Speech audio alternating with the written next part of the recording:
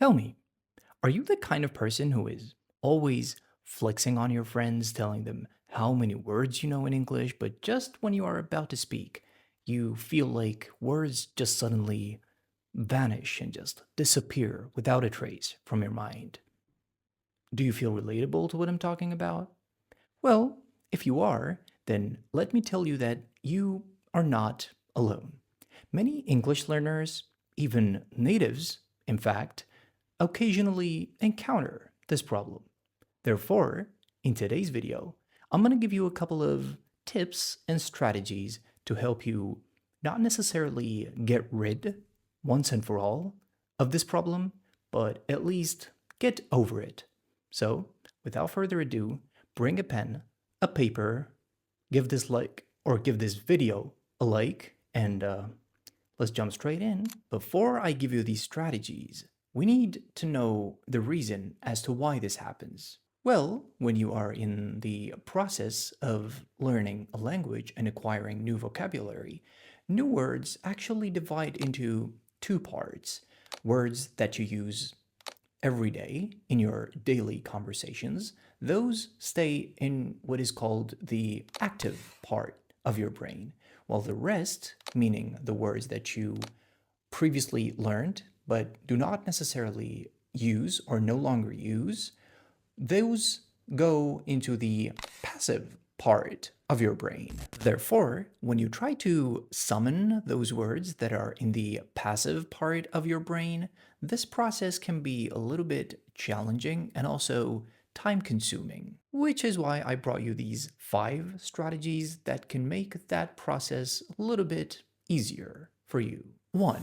Use similar or related words. Instead of trying to remember the exact word, try to use similar or more general words. So let's suppose that you forgot the word exhausted. Here, in this situation, try to use words that have pretty close meaning to the word exhausted. For instance, you can either use sleepy or simply tired. Context often helps listeners understand what you're talking about. Big idea should be first. When describing an unknown word, start with its general idea and then you can move on to specifics. For instance, if you're describing the word scissor, try to say, for example, a tool first, and then you can use a little bit of body language to help the listener identify what tool you specifically mean. Learning certain words for texture, size, shape, and even material can also help tremendously. And as you can see here, this is just a small list of very important words that you should definitely learn by heart. Using not plus the opposite. If you want to describe an adjective and you forgot the specific word, you can use this tip, which is not plus the opposite of that word that you are looking for.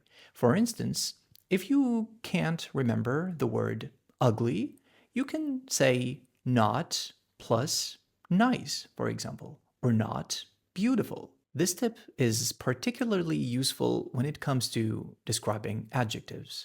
General category plus the word for. You should always try to simplify the word to its core meaning and general category, and then you can add for to explain the meaning. For instance, if you forgot the word grocery store or grocery store, you can say a shop for fruits and vegetables. This strategy can also be applied to naming different kinds of doctors. For example, if you forgot the word gynecologist, you can simply say a doctor for women.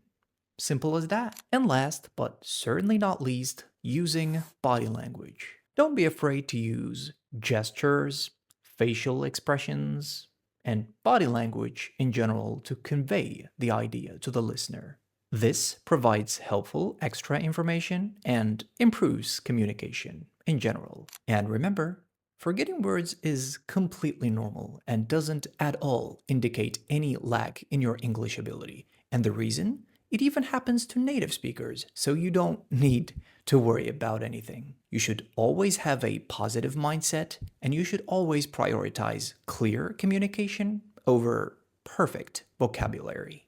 And that, boys and girls, is all I have for you today. I hope you really enjoyed watching this video and you took something out of it. If you want to see more content like this, please make sure to subscribe, activate that notification bell, and give this video a like to show your support and encourages me to make more videos like these. Thanks for watching, and I'll see you guys next time.